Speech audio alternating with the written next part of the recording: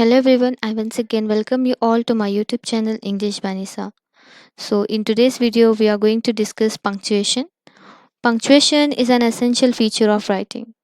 While speaking English language, we give pauses and change our tone and pronunciation. Whereas in writing, this punctuation helps structure the writing in a logical way. Without punctuation, our writing is unclear.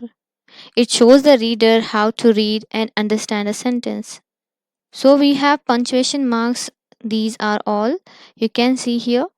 So we will see these all in detail with all the rules that how we have to use, where we have to use it. So you can see the first one is capitalization. Here we have to use the uppercase letters, not the lowercase letters. We'll see in detail. Then we have full stop, comma, question marks, exclamation mark, inverted commas, semicolon, colon, apostrophe, ellipsis, hyphen, dash, and brackets. So here till ellipsis we have these are the important punctuation marks which we use in our writing. These are the important ones till this all. Before moving further, let's see the importance of this punctuation marks. Why we should learn these punctuation marks. Why we have to apply these punctuation marks in our writing. So as you can see on the screen, the first sentence is stop, comma, not hang him. And the second one, stop not, then comma, hang him. Here you can see the difference between these two sentences. A comma kills a man. So here punctuation matters. As you can see in the first sentence, stop not hang him means you should not hang him, leave him. But here stop not and hang him means to kill him. So here you can see the difference means that punctuation matters. Now here in the next one, woman without her man is nothing. In the second one, woman without her man is nothing. Now, here in the first sentence, what is the difference between two sentences? The first one is woman is nothing unless there is a man, and here man is nothing unless there is a woman.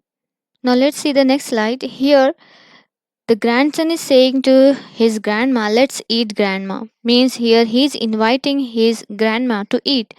But here, without comma, let's eat, grandma, which means let's eat to grandma. Means he is going to eat his grandma. Now, the next one, Akbar said Ashoka was a great warrior, which means Ashoka, who is a great warrior. But here, Akbar said Ashoka was a great warrior. Now, here, Akbar is a great warrior. So, now you can see the importance of punctuation marks, which totally change the meaning of the sentence. Now, here, the last one is these are my employees. So, here, these are my employees means these people are my employees. But in this sentence, these are my employees. So here these things, something is belong to my employees because it's apostrophe s. So something is belongs to my employees. It's not a plural employees. And here these are my employees. And here also these all things belongs to my employees. Here the single employees things and here the plural employees things belongings. So that's why it's very necessary to learn punctuations to make our communication and writing clear. Now let's see this punctuation and its types. We have three types of punctuation: end punctuation, internal punctuation, and word punctuation.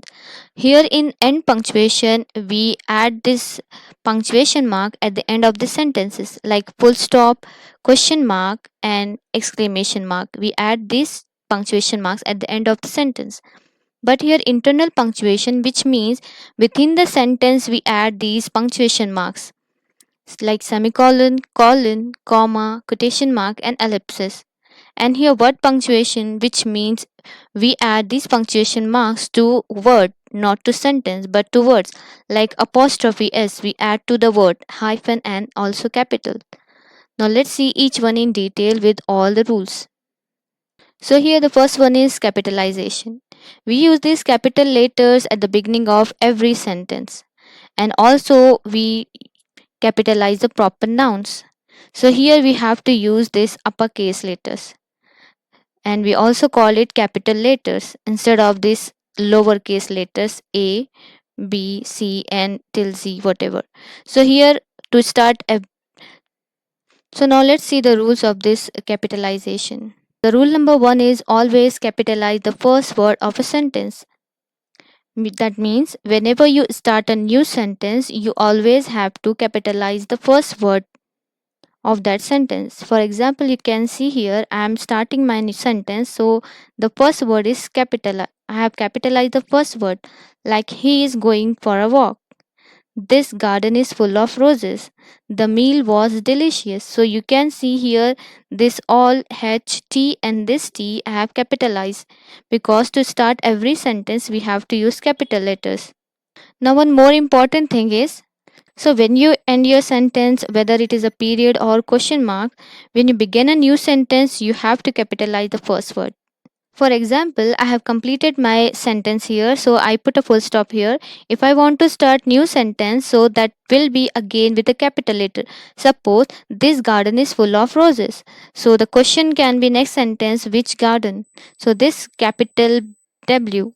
So after full stop, again if you want to begin a new sentence, you have to use a capital letter. Now the second rule is, for proper noun and proper adjective, we have to use capital letters here. Like India, which is a proper noun, and Indians, which is a proper adjective.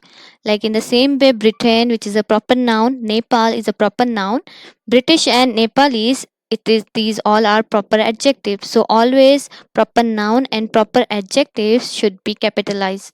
So here to begin the first word of every line verse, that means in poem that every line you have to capitalize. Always capitalize names and other proper nouns. Now what are proper nouns here? Proper nouns are nothing but these are the specific name of a person, place, animal and thing. For suppose if I say city, which is a common noun, but if I say London or Hyderabad, that will become a proper noun, because here I am saying or describing a specific name of a place. Or if I say country, that is a common noun, but if I say India, then it will become a proper noun.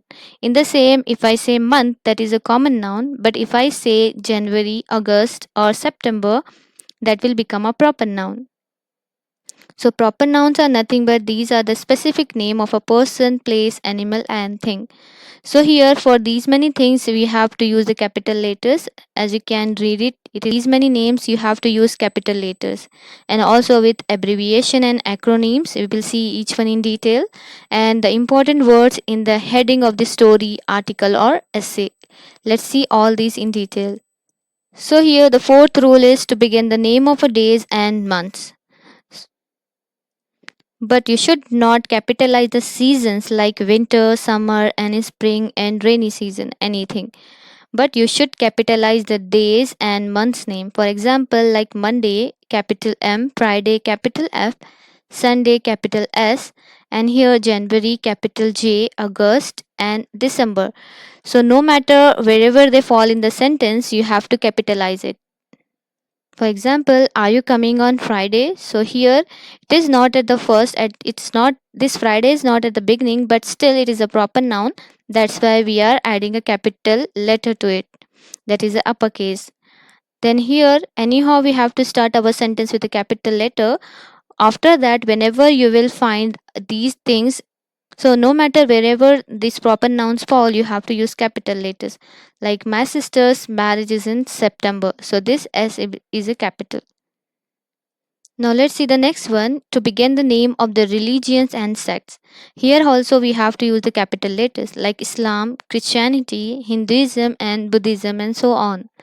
So here for example the Prophet Muhammad sallallahu alaihi wasallam was the founder of Islam. So here you can see religion, which is Islam, capital I. Now the next rule is to begin the name of any institution. So the name of the institution is also the capital letter like TR Engineering College. Is we have to use capital letters with the historic buildings, trains name, flight name, airports and the stations. For example, Red Fort, India Gate, Gateway of India and Charminar, these all are historic buildings. And Telangana Express, it is a train name. New Delhi Station, it is the name of a station. And Emirates is the name of a flight. And Rajiv Gandhi International Airport, it is the name of airport. So we have to use capital letters with these many names. Now the next rule is for the names of books, newspapers and journals we have to use capital letters. As you can see here in the examples, the Holy Quran, the capital letter because it is the name of a book, and Times of India, it is the name of newspaper, the Chronicle and the Power of Subconscious Mind, which is also a book. The next rule is for the names of the historic events we have to use capital letters like Independence Day, Republic Day and the Second World War and so on. So here the 10th rule is we have to use capital letters for abbreviations, acronyms and initialisms. Now what is abbreviation? Abbreviation is a shortened form of a word used in place of the full word. For example, you can see here lab which instead of laboratory, and instead of photograph we have used the photo and so on. So here we have used the shortened form of a word which is called abbreviation. So here we have to use the first letter is capital. Next one that is acronyms. An acronym is a word formed from the first letter of each of the word in a phrase or name and it pronounced as a word. For example, it is different with abbreviation. Here in abbreviation we have shortened the word like laboratory to lab. But here we are taking each letter of that phrase or a name. For example, NASA, the full form of NASA is National Aeronautics and Space Administration. So for NASA, that national we have taken N, and aeronautics we have taken A, and the space S, and this administration A. So here each word's first letter we are taking capital, and here we are reading as pronouncing as one word. That is called acronym. NASA, ISRO, RAM, and LAN. Now, but here in initialism, which is also like acronym, which pronounced as individual, it pronouncing this acronyms as a single word like NASA, ISRO, but here we are pronouncing different letters like D and A. Separate we are pronouncing it. ATM, USA, we are not pronouncing here USA and WHO, but WHO, UNO, UK, and UN. We are pronouncing separate. That's called initialism. So, with this abbreviation, acronyms, and initialism, we have to use the capital letters. So, with the title name, you have to use capital letters like the five bones of life. Here, we are capitalizing noun, not this prepositions and the conjunction, the five boons of life. So whenever you will find the noun and adjective in your sentence or title of the story or article, any essay, you have to make it capitalized. The next one is for the name of the festivals, you have to use capital letters like for example Eid, Christmas, Diwali and Holi. So here each letter is capital. Place for the first person pronoun I is always capitalized. So here you can see I drew a picture of myself. So common mistakes of English language learners do is to forget to capitalize the pronoun that is I, this first person pronoun. Whenever they fall in the sentence, you have to make it capitalize. So don't forget to capitalize the personal pronoun that is I. Now so here the last rule is to begin the first word of a direct speech. So here you can see direct speech is so the last rule is now let's see the last rule of this capitalization. To begin the first word of a direct speech, we have to use capital letter. For example, what is direct speech first of all? Direct speech means if here you are saying exact word of the speaker. For example, she said, let me complete the work. So whatever she said, that only her words, exact words of her. So let me complete my work. So here within the inverted commas, this after inverted commas, you have to use first letter that is capital. Here you can see let L is capital. So here you have to use the capital letter. Then she said, I am busy. So here, whenever this personal pronoun fall, you have to use I. And also, within the inverted commas, the first letter you have to use capital. So this is all about this capitalization. Now let's move to the next punctuation, which is period or full stop. So what is the difference between period and full stop? Period we this both the terms are same. Period we say in American English and full stop we say in British English. So what is the use of this? So here this period or full stop say us to stop. Here you can see stop it. So full stop represent the longest pause. Full stop also used to end a sentence. For example, you can see here, today I am learning how to use a period in a sentence. So here I use full stop to end my sentence. Now let's see the rules of this period or full stop, where we have to use these full stop and periods in our sentences. Now let's see the first rule, which is very basic. We use periods to end a declarative sentence or a complete sentence, that is a statement, or also imperative sentences where we get the command, request or suggestion. So with these all statements, declarative sentences, statements and imperative sentences, we have to use full stop. For example, you can see here, I like rain. So it is a declaration. So I like rain, here we have used the full stop. She can't swim. It is also a statement. Please help me to clean the room. It is an imperative sentence. So with these all type of sentences, you have to use this full stop.